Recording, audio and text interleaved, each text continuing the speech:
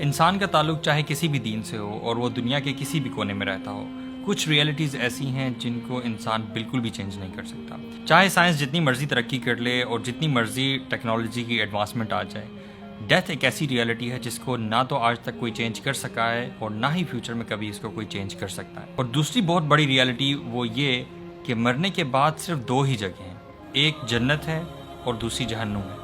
اس کے علاوہ کوئی ایسی تیسری جگہ نہیں ہے جہاں پر انسان جانے کی امید لگا سکے. اور تیسری بہت بڑی ریئلٹی یہ ہے کہ وہ جو لائف ہوگی، آخرت کی لائف، وہ نہ ختم ہونے والی ہوگی. یعنی جو لوگ جنت میں چلے جائیں گے وہ جنت میں ہمیشہ ہمیشہ کے لیے رہیں گے، اور وہ لوگ جو شرک کرنے کے بعد جہنم میں سزا کے طور پہ چلے جائیں گے وہ ہمیشہ ہمیشہ کے لیے جہنم میں رہیں گے. تو بہت ضروری ہوتا ہے کہ جہاں پر ہم جنت کی باتیں کرتے ہیں اور اللہ تعالیٰ کی رحمتیں اور بلیسنگز کی باتیں کرتے ہیں، وہاں پر ایٹ دا سیم ٹائم ہم یہ بھی دیکھیں کہ جو لوگ جہنم میں جائیں گے آخر ان کے ساتھ کیا ماجرا ہوگا، آخر ان کا حال کیا ہوگا. جو لوگ جہنم میں چلے جائیں گے ان کو بہت سارا عذاب تو دیا جائے گا، لیکن اس کے ساتھ ساتھ ایک بہت بڑا عذاب جو ان پر مسلط کیا جائے گا وہ شدید بھوک کا عذاب ہوگا. جی ہاں، جس طرح کا انہیں فزیکل ٹارچر کیا جائے گا اس کے ساتھ ساتھ ان پر اسی سکیل کی بھوک بھی مسلط کر دی جائے گی، شدید بھوک اور شدید پیاس. اور جب وہ اس حالت میں مبتلا ہوں گے کہ وہ شدید بھوک میں ہوں گے تو ان کو کھانے کے لیے خاردار کانٹوں والی جھاڑیاں دی جائیں گی اور something similar to that. وہ چیز جو اس دنیا میں اگر کوئی شخص اس کو بے شک جتنے بھی دنوں کے لیے بھوکا رکھا جائے اور اگر اس کو یہ جھاڑیاں کھانے کے لیے دی جائیں تو وہ کبھی بھی یہ جھاڑیاں اس طرح کی چیز نہیں کھائے گا، لیکن وہاں پر اس کو یہ چیز دی جائے گی اور وہ اس کو کھانی پڑے گی. ایسا کھانا دیا جائے گا جو کہ اس کے حلق میں اٹکنے والا ہوگا اور اس کو مجبوراً کھانا پڑے گا. یہ عالم ہوگا اس کی بھوک کا، اور یہی عالم اس کی پیاس کا بھی ہوگا. اتنی شدید پیاس ہوگی اور اس حالت میں اس کو گرم کھولتا ہوا پانی پینے کے لیے دیا جائے گا. ایسا پانی جس کے بارے میں احادیث میں یہ آتا ہے کہ جب جہنمی اپنے منہ کے قریب وہ پیالہ یا وہ کانٹینر رکھیں گے تو منہ کے قریب لانے سے ہی ان کا منہ جھلس جائے گا، لیکن انہیں پھر بھی مجبوراً پینا پڑے گا اس پیاس کی شدت سے. اور جب وہ لوگ وہ پانی پئیں گے تو ان کی جو انٹسٹینز ہیں، ان کی جو آنتڑیاں ہیں وہ گل جائیں گی اور ٹکڑے ٹکڑے ہو جائیں گی. اور یہ حالت ان کی ایک بار نہیں ہوگی. جب بھی وہ لوگ اس پروسیس سے گزریں گے اللہ تعالیٰ انہیں نیا جسم عطا کر دے گا اور ان پہ وہی عذاب دوبارہ مسلط کر دیا جائے گا. جب وہ اسی حالت سے گزر رہے ہوں گے تو وہ جہنم کے جو پروٹیکٹرز ہوں گے، محافظ ہوں گے، وہ ان لوگوں کو آوازیں دیں گے.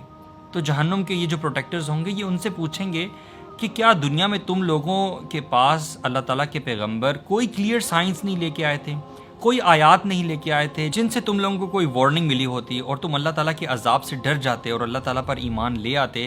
کیا تم لوگوں کے پاس کوئی ایسا شخص نہیں آیا تھا، کوئی آیات، کوئی پروفز نہیں آئے تھے؟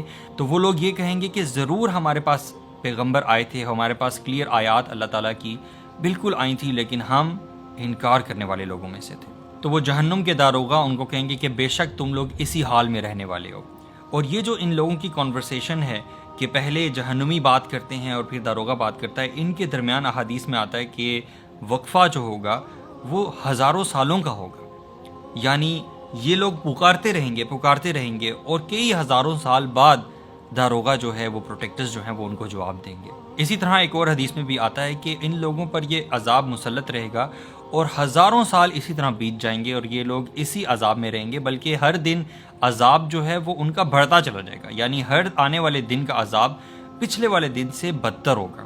اور بہت عرصے بعد وہ اللہ تعالیٰ کو روزانہ پکارتے ہوں گے کہ یہ وہ لوگ ہوں گے جو بدترین لوگوں میں سے تھے اور بدترین مشرک تھے، ڈس بلیورز تھے، اللہ تعالیٰ کی آیات کا انکار کرنے والے تھے، دین کے خلاف پروپیگنڈاز کرنے والے تھے اور دین سے نفرت کرنے والے تھے.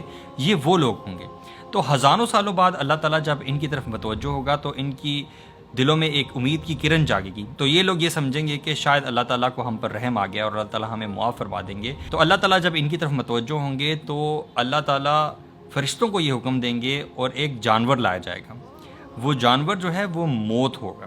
ڈیتھ کو اس دن ایک جانور کی شکل میں لایا جائے گا اور ان تمام لوگوں کے سامنے اس کو ذبح کر دیا جائے گا، یہ دکھانے کے لیے کہ اب موت نہیں ہے.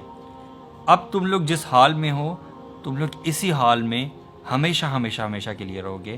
اب یہاں سے کوئی چھٹکارا نہیں ہے. یہ جو چھوٹی سی بات میں نے ابھی آپ کو چند احادیث اور قرآن کی کچھ آیات سے بتائی، یہ ایک بہت چھوٹی سی سمری ہے. When you delve into this topic of جہنم، کہ وہاں پر لوگوں کو کس قسم کا عذاب دیا جائے گا اور کن کن وجوہات کی بنا پر دیا جائے گا، اور اس سے ایک اور ریئلائزیشن یہ ہوگی کہ یہ دنیا اور اس کی جتنی بھی آسائشیں اور جتنی بھی چیزیں، جن بھی چیزوں کے پیچھے ہم بھاگتے ہیں، اور بہت ساری دوسری ایسی چیزیں جن کو ہم کمپرومائز کرتے ہیں، اپنی دینی فرائض کو کمپرومائز کرتے ہیں، یہ چیزیں بالکل بھی وہ چیزیں نہیں ہیں جن کی بیسس پہ آپ اتنا بڑا رسک لیں کہ آخرت میں آپ کو ایک ایسی جہنم میں، ایسی وادی میں ڈال دیا جائے جو کہ شدید عذاب والی ہو اور کبھی نہ ختم ہونے والی ہو. تو اگر ہمیں یہ ریئلائزیشن آ جائے کہ ہماری یہ جو 50-60 سال کی زندگی ہے وہ کتنی قیمتی ہے، اور یہی ہماری زندگی ڈیسائیڈ کرنے والی ہے کہ وہ جو آفٹر لائف ہے، آخرت کی زندگی ہے جو کہ نہ ختم ہونے والی ہے، اس میں ہماری جو فیٹ ہے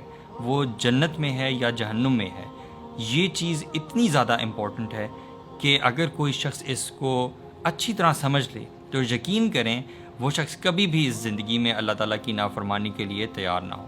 سو we should constantly seek forgiveness of اللہ سبحانہ و تعالیٰ آف our شارٹ کمنگس. جو بھی ہم سے غلطیاں کوتاہیاں ہوتی ہیں، ہمیں اللہ تعالیٰ سے معافی مانگتے رہنا چاہیے، اور ہمیں پناہ مانگتے رہنا چاہیے کہ اللہ تعالیٰ کہیں ہمیں ایسے عذاب میں آخرت میں مبتلا نہ کر دے. So for this it is very crucial and very important that we understand and we are in a constant good relationship with اللہ سبحانہ و تعالیٰ. اور یقین کریں ایسا ہونا آپ کی چاہت کے بغیر اور اللہ تعالیٰ کی توفیق کے بغیر بالکل ممکن نہیں.